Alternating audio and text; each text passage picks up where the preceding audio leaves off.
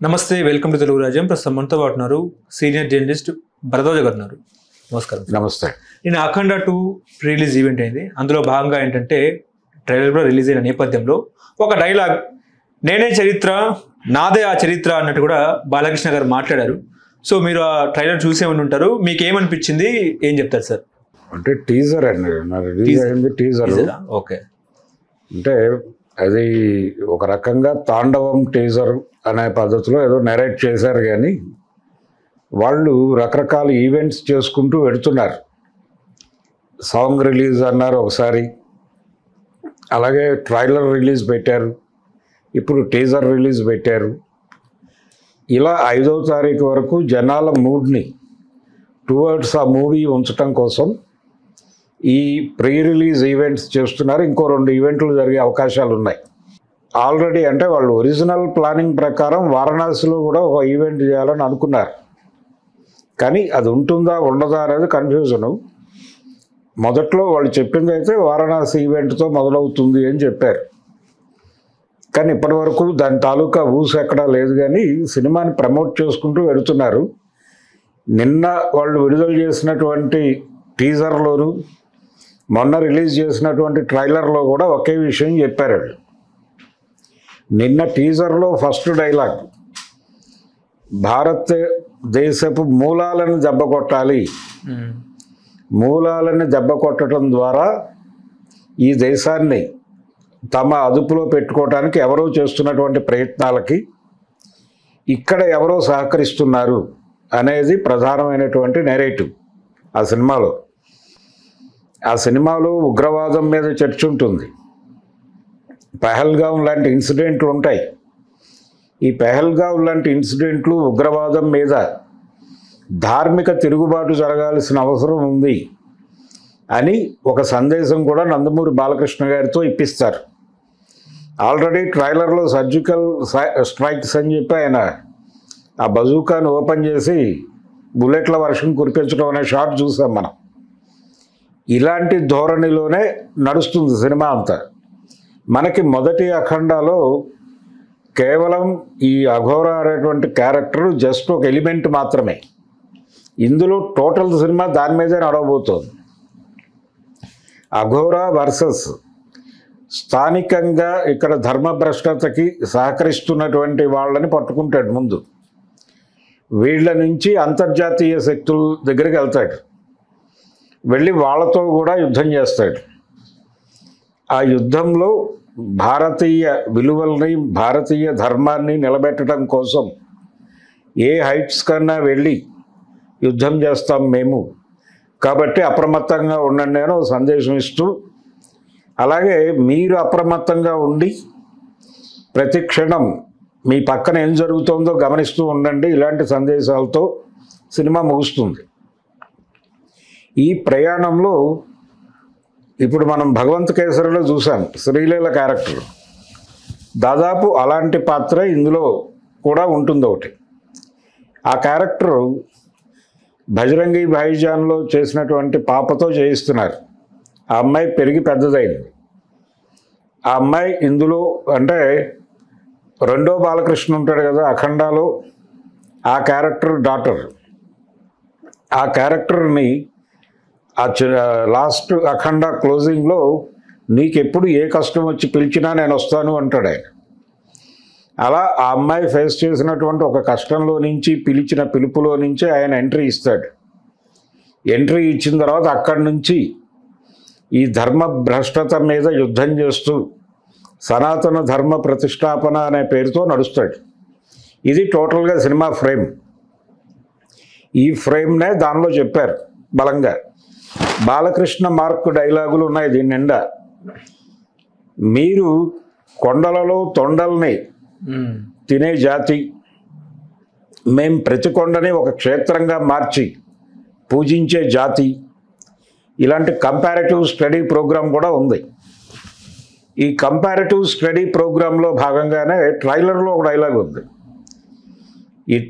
మీ దేశాల్లో మతాలు ఉంటాయేమో, మా దేశంలో ధర్మం ఉంటుంది అంటాడు. ఈ సనాతన ధర్మము, హైందవ ధర్మము ఇలాంటి పదాలు విపరీతంగా గుప్పించినటువంటి డైలాగులు ఉంటాయి ఇందులో. అంటే డివోషనల్ ఎమోషనల్ మూవీగా చూడాలి దీన్ని. దీనిలో ఇప్పటిదాకా ఇంకో క్యారెక్టర్ని రివీల్ చేయలేదు. లాస్ట్ టైం వచ్చినటువంటి ట్రైలర్లో ఇంకో బాలకృష్ణ ఉంటాడు, ఆయన కూడా ఎమోషనల్ ప్లెయిన్లోనే ఉంటాడు అనేది చూపించారు. అలాగే ఇప్పటివరకు రిలీజ్ అయినటువంటి బయటకు వచ్చినటువంటి సాంగ్స్ అన్నీ కూడా టోటల్గా దాదాపుగా శివ స్తోత్రాలుగానే ఉన్నాయి. మేబీ 1-2 సాంగ్స్ ఉండే ఛాన్స్ ఉంది. అవి ఇంకా పూర్తి స్థాయిలో మార్కెట్లోకి పంపు చేయలేదు, వాళ్ళు హోల్డ్ చేశారు. సో స్టెప్పులు వ్యవహారం కూడా ఉంటుంది బాలకృష్ణది. అది లిమిటెడ్ ఏరియా. మొత్తం సినిమా అంతా ఇదే లైన్లో నడుస్తుంది. ఎందుకు ఈ లైన్లో నడుపుతున్నారు అంటే బోయపాటి గారి target pan India market. Pan India మార్కెట్ను పట్టుకోవాలంటే, జాతీయ మార్కెట్ను పట్టుకోవాలంటే జాతీయవాద సినిమా తీయాలి అనేది ప్రోగ్రాం. జాతీయవాదము అనగా భారతీయ జనతా పార్టీ వాదము. నరేంద్ర మోడీ గారు ఏం మాట్లాడుతున్నాడో, అమిత్ షా గారు ఏం మాట్లాడుతున్నాడో దాదాపుగా ఆ సంభాషణలు మాట్లాడేటువంటి ఒక క్యారెక్టర్. అది చాలా అగ్రెసివ్గా మాట్లాడుతుంది. ఈ దేశం ఇస్లాం మతం నుంచి పెను ప్రమాదాన్ని ఎదుర్కొంటోంది కాబట్టి చైనా నుంచి ఎదుర్కొంటోంది, అలాగే రెండో వైపు పాకిస్తాన్ నుంచి ఎదుర్కొంటోంది. ఈ 2 శత్రు దేశాలతోనూ ఎలా వ్యవహరించాలి, ధార్మికంగా ఎలా వ్యవహరించాలి, ఇదంతా మాట్లాడతారు. కానీ ఇది టోటల్గా హిందుత్వ సినిమా. హిందూ మతం వేరు, హిందుత్వ వేరు. ఇది హిందూ మతం తాలూకా సినిమాగా నేను అనుకోవడం లేదు. హిందూ మతం సినిమా అయితే త్రిశూలం పట్టుకుని అంతమందిని సంహరించుట ఈ కార్యక్రమాలన్నీ ఉండవు. ఇది హిందుత్వ సినిమా కాబట్టి ఆయన సంహారము, యుద్ధము గురించి ఎక్కువ మాట్లాడుతున్నాడు సినిమాలో. అంటే ఈ ప్రజల్ని ఒక సరైనటువంటి నడవడికలో పెట్టటము అనే కార్యక్రమం కన్నా కూడా దీనికి బయట నుంచి వాటిల్లుతోంది అని చెబుతున్నటువంటి ప్రమాదాల గురించి ఎక్కువ మాట్లాడతారు. ఆ ప్రమాదాలని నిలువరించడానికి ఏం చేయాలి అనే దాని మీద ఎక్కువ కాన్సన్ట్రేషన్ ఉంటుంది. అలా ఒక హిందుత్వ సినిమాగా దీన్ని తీర్చిదిద్దటం ద్వారా వాళ్ళు ఎలాగైతే జాతీయ స్థాయిలో అత్యధిక స్థానాలు గెలిచి 3వసారి అధికార పీఠంలోకి వచ్చారో, నేషన్ మూడ్ అలా ఉంది అనే కోణంలో ఈ సినిమాని డిజైన్ చేశారు. అది అర్థమైపోయింది టోటల్గా. ఇప్పటివరకు బయటకు వచ్చినటువంటి ప్రమోషనల్ కంటెంట్ మొత్తం ఇదే చెప్పింది. ఇది జనామోదం పొందుతుందా లేదా అనేది ఇప్పుడు చూడాలి. రేపు 5వ తారీఖున థియేటర్లోకి వస్తుంది. కంటెంట్తో సంబంధం లేకుండా Balakrishna emotion, Balakrishna dialogue delivery style, ఆయన త్రిశూల విన్యాసాలు, వీటిని ఎంటర్టైన్ చేసి జనాలు కొంత డబ్బులు ఇవ్వచ్చు లోకల్ మార్కెట్లో. కానీ ఇదే ఎమోషన్ తమిళనాడులో వర్కౌట్ అవుతుందా, లేకపోతే హిందీ మార్కెట్లో వర్కౌట్ అవుతుందా అనేది చూడాలి. కర్ణాటకలో కూడా ఒక ఈవెంట్ చేశారు వీళ్ళు. అక్కడ కూడా సినిమా వర్కౌట్ అవ్వచ్చు. కానీ హిందీ మార్కెట్లో ఎలాంటి స్పందన రాబడుతుంది, ఆ రోజున ఉన్నటువంటి మూడే ఇప్పుడు కూడా ఉందా ఓటర్లలో అనేది డౌటే. మూడు మారుతోంది కొంత. ఈ మారుతున్న మూడు తాలూకా ప్రభావం ఈ అఖండ 2 మీద ఏమైనా చూపించే అవకాశం ఉందా అనేది చూడాలి. వీళ్ళ టార్గెట్ అయితే ఒక హిందుత్వ సినిమా తీసి ఎన్డీఏ ఎలాగైతే ఎక్కువ సీట్లు గెలుచుకుంటోందో అక్కడైతే రకరకాల ప్రయోగాలు చేస్తున్నారు. ఏది ఈవీఎం మేనేజ్మెంట్తో సహా రకరకాల ప్రయోగాలు చేసి గెలుస్తున్నారు. కానీ ఇక్కడ కుదరదు కదా. అది జనం థియేటర్కి రావాలి. వచ్చే మూడ్లో జనాలు ఉంటే ఈ ఈవీఎంలు ఇవన్నీ చేయాల్సిన అవసరం ఉంటుందా? అందుకని హిందీ బెల్ట్లో ఈ సినిమా భారీగా పెర్ఫామ్ చేస్తుంది అని అంటున్నారు. కానీ అది అనుమానమే. అది టోటల్గా అఖండ 2 కండిషన్. ఎందుకు అనుమానము? పబ్లిక్ ప్రస్తుతం హిందుత్వ అనేటువంటి గోలతో, ఆ ఎమోషన్తో పూర్తి స్థాయిలో క్యారీ అవ్వడం లేదు. వాళ్ళల్లో కొంచెం అంటే తమ జీవితాల్లో ఉన్నటువంటి రియల్ ఇష్యూస్ని సాల్వ్ చేయటం లేదు. అవి సాల్వ్ చేయకుండా వాటి మీద ముసుగేసి ఎమోషన్ మీద లాగిస్తున్నారు. అనేటువంటి ఒక అభిప్రాయం జనాల్లో ఏర్పడింది. అది ఏర్పడనంత వరకు ఓకే. ఏర్పడటం అనేది స్పష్టంగా 24 ఎన్నికల్లో కనిపించింది రిజల్ట్లో. 60 సీట్లు కోల్పోయింది బీజేపీ అనే దాన్ని గుర్తుపెట్టుకోవాలి ఇక్కడ. అంతకు ముందు 2 ఎన్నికల్లో ఉన్నటువంటి మూడ్లో ఇప్పుడు లేరు. మూడ్ కొంచెం మారింది. ఈ మారిన మూడ్లో ఇక్కడ బాలకృష్ణ ఎమోషను, బోయపాటి డైలాగులు ఇవి వర్కౌట్ అవుతాయి. తెలుగు మార్కెట్లో ఈ సినిమా సక్సెస్ఫుల్ సినిమాగానే నిలబడచ్చు అనుకుంటున్నా.